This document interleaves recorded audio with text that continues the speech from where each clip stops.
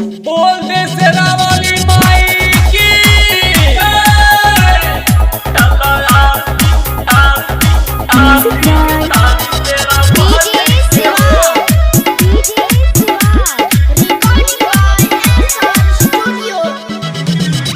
सुंदर सुंदर सजल पंडाल बड़ुए मैया के लागल दरबार बड़ुए दरबार बड़ुए दरबार बड़ुए। सुंदर सुंदर सजल पंडाल बड़ुए मैया के लागल दरबार बड़ुए।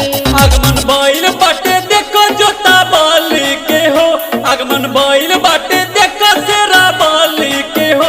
चलो आरती उतारी पहाड़ा बाली के हो, चलो आरती उतारी शेरा बाली के हो।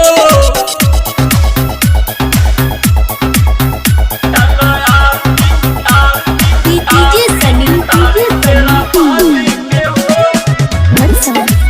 बोल दे शेरा वाली माई की मूर्ति से लगे मैया बोल दी है जी, अपना नयन मैया खोल दी है जी, खोल दी है जी, खोल दी है जी।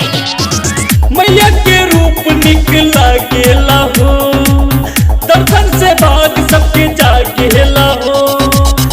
मन में भगती जगल शेरा बाली के हो, मन में भगती जगल मेरा बाली के हो। चला आरती उतारी शेरा बाली के हो, चला आरती उतारी पहाड़ा बाली के हो। चलो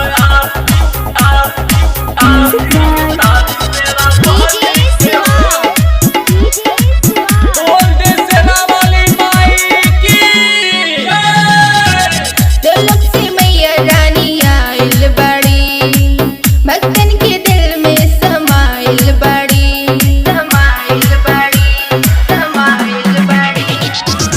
गाँव नगरिया में शोर भइल बा, रहे अंदरिया मंजूर भइल बा। महिमा गाबे मुन्ना अंशु दुर्गा काली के हो, महिमा लिखे राजू माई दुर्गा काली के हो। चला आरती उतारी